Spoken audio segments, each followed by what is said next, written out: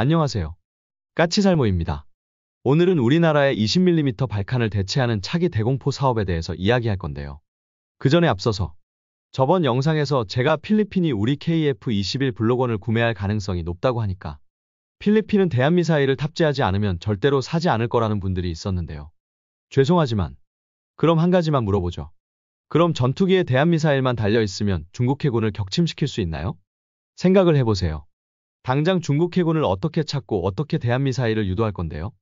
제가 항상 이야기하지만 대한미사일만 있다고 해서 되는 게 아니라 필히 적함선을 찾을 탐색수단과 연계되어야 한다고 했잖습니까? 아마 그러면 이런 이야기를 하겠죠. KF-21에는 강력한 A사 레이더가 달려있고 이 레이더는 전투기 크기의 작은 목표도 최대 200km에서 탐지할 수 있다고요. 그러니 훨씬 큰 함선은 못해도 400km 거리에서 탐지할 수 있을 거라고요. 그럼 대수상 레이더는 왜 따로 있을까요? 그런 식이면 대수상 레이더가 필요 없고 별도의 대수상 항공기가 필요 없겠죠. 그럼 각 나라들은 그냥 전투기로 해상 초계를 하면 되는데 왜 별도로 대수상기를 도입해서 전투기에 비해서 훨씬 취약한 대수상기로 바다를 수색을 하는 걸까요? 기본적으로 바다에는 항상 파도가 일고 있고 그래서 전투기에 탑재된 레이더의 대수상 탐지거리가 대폭 감소합니다. 확실하게 지금 공개된 자료만 봐도 KF-16에 탑재된 APG-68 레이더의 대한표적 탐지거리는 대략 70km에 불과합니다. 그리고 KF-21에 탑재된 A사 레이더도 대한표적은 대략 100km 정도의 탐지거리를 가질 것으로 예상되고 있습니다. 그럴 수밖에 없는 게 바다에는 파도가 있고 이 파도에 의해서 클러터가 발생하기 때문입니다. 그래서 별도의 대수상 레이더가 필요한 것입니다. 대수상 레이더는 이 클러터를 제거하기 위한 적절한 프로그램과 그리고 적절한 레이더 빔 조사 능력을 가지고 있기 때문입니다.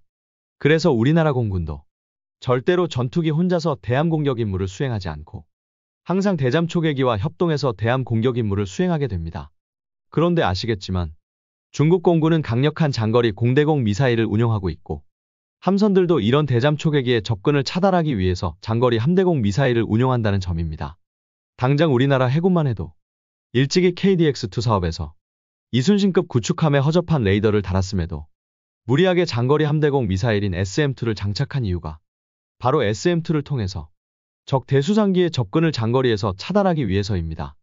그래서 현대전에서는 항공기에 의한 대함 공격은 극히 선호되지 않습니다. 지금은 슈페르 에탕다르와 엑소세가 활약하던 포클랜드 전쟁 때와는 다릅니다. 결론은 현대전에서 항공기에 의한 대함 공격은 상당히 취약한 모습을 보이고 있고 그래서 다들 초장거리 대한미사일을 도입하는 것입니다. 그리고 당장 필리핀은 대한미사일을 탑재한 전투기를 도입한다고 해도 이걸 활용할 방법이 없습니다. 필리핀에는 당장 대수상 정찰기도 없으니까요. 결론은 필리핀이 할 수 있는 방법은 헬기를 통해서 적 함선을 탐지하거나 아니면 전투기의 자체 레이더로 적 수상 목표를 탐지해야 하는데 이게 고작해야 100km입니다. 그리고 이 정도의 거리에서는 굳이 전문적인 대한미사일은 필요 없고 각종 공대지 무장으로 공격하는 게 더 효율적입니다. 예를 들자면 이미 FA-50에 탑재된 매버릭 미사일이나 KGB 같은 것으로 공격하는 게 더 효율적입니다. 과거 같으면 대한미사일을 탑재한 전투기가 초저공 비행을 해서 적 함대에 접근하고 적에게 대한미사일을 기습 발사하고 대한미사일도 시스키밍 비행을 통해서 기습 공격을 하게 되지만 현대전에서 아무리 전투기가 저공 비행을 한다고 해도 적 전투기가 100km 거리까지 접근할 때까지 모를 수 있다는 건 불가능한 일입니다. 더욱이 여러 척의 항공모함을 운용하는 중국 해군에게는 더욱더 말이죠. 그래서 차라리 전투기에서 속도가 느린 아음속 대한미사일을 발사하는 것보다는 오히려 상대적으로 속도가 빠른 일반 미사일을 발사하는 게 더 유리합니다. 물론 중국 함대가 필리핀의 전투기가 100km 거리까지 접근하는 걸 허용한다면 말이지만 말입니다. 그래서 필리핀은 이런 사정 때문에 어떻게든 잠수함을 도입하려는 것입니다. 결론은 필리핀 앞바다 같은 환경에서는 전투기에 대한미사일을 탑재하고 그리고 대수상기가 있다고 해도 전투기로 적 함선을 공격하는 것에는 너무 많은 제약이 따르기 때문입니다. 이런 환경에서는 역시 가장 좋은 대함 공격 수단은 잠수함입니다. 분명히 말하지만 포클랜드 전쟁 때의 엑소세의 활약이 지금도 통할 거라고 생각한다면 완전히 착각입니다. 그리고 제가 한 달 전에 베트남이 우리나라에서 개최한 K9 자주포 국제교육과정에 참여했다고 이야기했었죠. 그러면서 조만간 베트남이 K9 자주포를 도입할 거라고 했었는데요. 드디어 수출 기사가 나왔네요. 어제인 월요일 2025년 1월 20일에 업계 관계자에 따르면 한화가 베트남의 K9 자주포 20대를 수출하기 위한 막바지 협상 단계에 접어들었다고 하네요. 이번 계약 규모는 약 3억 달러. 하나로 4,300억 규모인데요. 이로써 베트남은 11번째로 K9 자주포를 도입한 나라가 되었는데요. 아마 베트남에 대한 우리나라 무기 수출량은 앞으로도 더 증가할 것입니다. 왜냐하면 지금 베트남은 주로 러시아제 무기를 사용하고 있는데요. 베트남은 앞으로는 러시아 무기의 비중을 대폭 낮춘다고 합니다. 현재 베트남에서의 러시아 무기의 비중은 80%에 육박하는데요. 그 비중을 50% 이하로 끌어내릴 거라고 합니다. 그 이유는 역시 갈수록 가까워지는 미국 때문인데요. 미국의 러시아 무기 금수 조치로 인해서 베트남도 영향을 받고 있고, 그래서 당장 모든 러시아산 무기를 퇴출하지는 못하지만 비중을 낮춘다고 합니다. 그래서 베트남이 무기를 도입하기로 고려하는 나라가 미국과 중국, 그리고 이스라엘과 우리 한국인데요. 실제로 미국은 아주 오랫동안 베트남에 대한 무기 금수 조치를 유지하고 있었지만 2016년경에 미국의 베트남에 대한 무기 금수 조치는 전면적으로 해지되어서 베트남은 미국 무기도 살 수 있기 때문입니다. 그러나 문제는 미국 무기는 비싸도 너무 비싸기 때문에 현실적으로 베트남은 미국 무기의 도입은 크게 고려하지 않는 것으로 보입니다. 그리고 중국은 그나마 무기 가격이 가장 저렴하지만 과거에 중국과 전쟁을 한 적도 있었고 지금도 남중국해 문제로 중국과 대립하고 있기 때문에 현실적으로 베트남이 중국 무기를 도입하기는 힘들죠. 그래서 현실적으로 베트남이 러시아 말고 무기를 도입할 수 있는 나라는 우리나라와 이스라엘인데요. 아시겠지만 지리적으로 우리나라가 더 가까워서 후속 군수 지원도 더 편하고 우리나라와는 경제적으로도 갈수록 밀착관계가 높아지고 있기 때문에 결론은 우리나라 무기를 도입하는 것입니다. 그래서 베트남의 K9 자주포 수입은 이번 한 번으로 끝나는 게 아니라 앞으로도 지속적으로 여러 가지 무기를 우리나라로부터 도입해 갈 것입니다. 그런데 저번에도 제가 베트남에 조만간 K9이 수출될 거라고 이야기했을 때도 공산국가에 무기를 팔아도 되냐고 하시는 분들이 많았는데요. 베트남이 비록 공산국가이지만 실질적으로 개방이 될 대로 다 된 나라이고 특히 미국조차도 이미 베트남에 대한 무기 금수 조치를 해제한 상태라 베트남은 미국산 무기도 구매가 가능한 나라입니다. 그렇기 때문에 우리가 베트남에 무기를 판다고 해서 별로 문제가 될 건 없다고 봅니다. 아무튼 그래서 앞으로도 베트남은 러시아 무기의 비중을 낮추기 위해서 우리나라 무기를 계속 도입하게 될 것입니다. 그리고 드디어 LAMD의 개발도 시작이네요. 그러니까 어제인 2025년 1월 20일 월요일에 LAMD 개발을 위한 체계 개발 착수회의가 국방과학연구소에서 개최되었는데요. 드디어 LAMD도 선행 개발을 끝내고 본 개발로 넘어가는군요. 저는 특히 이 LAMD에서 가장 큰 의미를 부여하는 부분은 바로 이 미사일부터 우리나라의 국산 전력 증폭 소자를 활용한 KA-밴드 A사 레이더가 들어간다는 점입니다.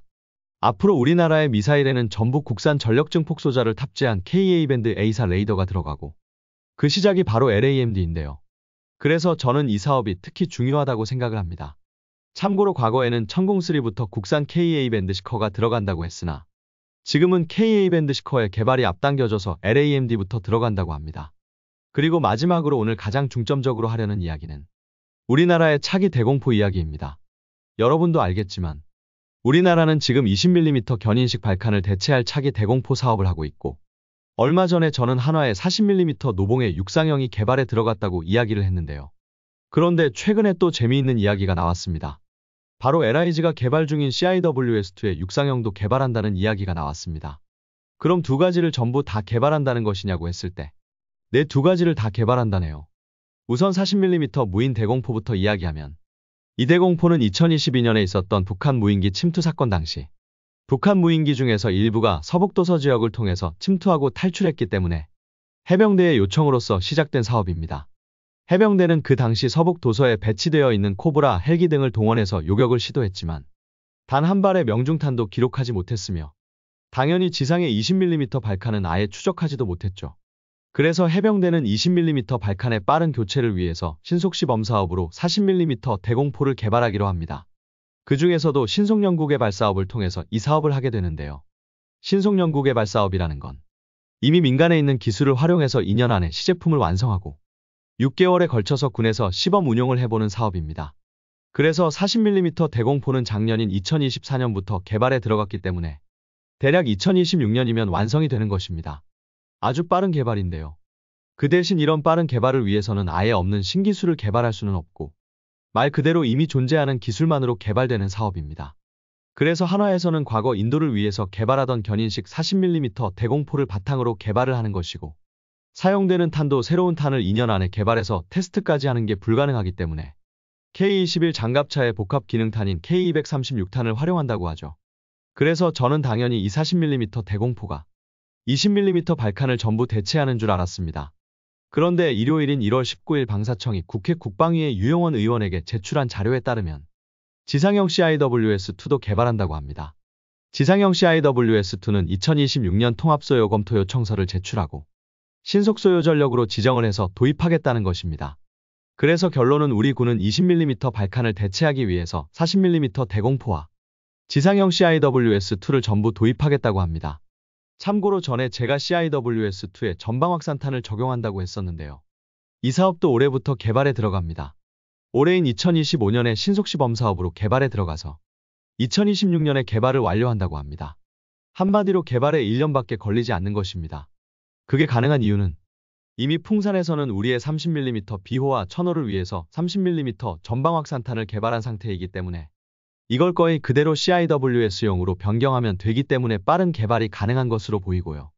결론은 우리는 40mm 대공포와 지상형 CIWS-2를 전부 배치할 생각인 것입니다.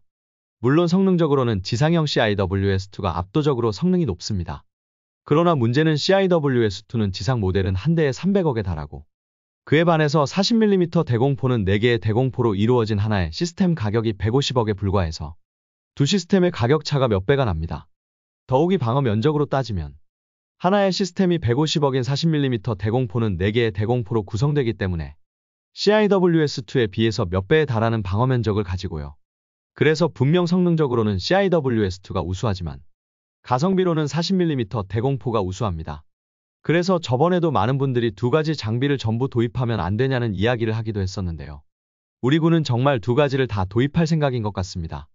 그리고 여기서 한 가지 이야기해야 할 건 CIWS-2의 전방 확산탄이 개발되지만 이 전방 확산탄으론 적의 야포탄은 요격하지 못합니다. 왜냐하면 야포탄의 외피를 관통하기 위해서는 전방 확산탄의 파편의 무게가 3g이 넘어가야 하는데 이번에 개발되는 30mm 전방 확산탄의 파편 무게는 1g대로 이걸로는 야포탄의 외피를 뚫지 못합니다. 그럼 왜 개발되느냐? 그건 바로 무인기를 요격하기 위해서입니다. 적이 작은 무인기를 대량으로 보내면 하나하나를 직접 타격 방식으로 요격하는 건 비효율적이기 때문에 대량의 무인기를 요격하기 위해서 전방 확산탄을 개발하는 것입니다. 그럼 CIWS-2는 야포탄은 요격하지 못하느냐고 했을 때 할 수 있습니다. 우리는 CIWS-2를 위해서 이중 급탄 장치를 개발하기로 했고 그래서 우리의 CIWS-2에는 두 가지 탄을 사용할 능력이 있습니다. 그래서 한 가지 탄은 적 무인기를 요격하기 위한 전방 확산탄을 나머지 하나는 적 대한미사일이나 야포탄을 요격할 수 있는 철갑탄을 탑재하게 됩니다. 그래서 이중급탄 장치로 두 가지 탄을 사용해서 무인기의 집단 공격과 적 야포탄의 요격까지 전부 하게 할 생각입니다. 그래서 우리는 20mm 견인식 발칸을 대체하기 위해서 앞으로 두 가지 대공포를 전부 도입할 생각이고 40mm 무인 대공포는 적의 순항미사일과 무인기에 대응하는 용도로 그리고 지상형 CIWS-2는 공군기지 같은 주요 거점에 배치되어서 적의 야포탄부터 시작해서 무인기까지 전부 요격할 수 있는 용도로 사용하게 될 것입니다. 아무튼 저는 우리 군이 이 두 가지를 전부 도입할지는 생각을 못했고요.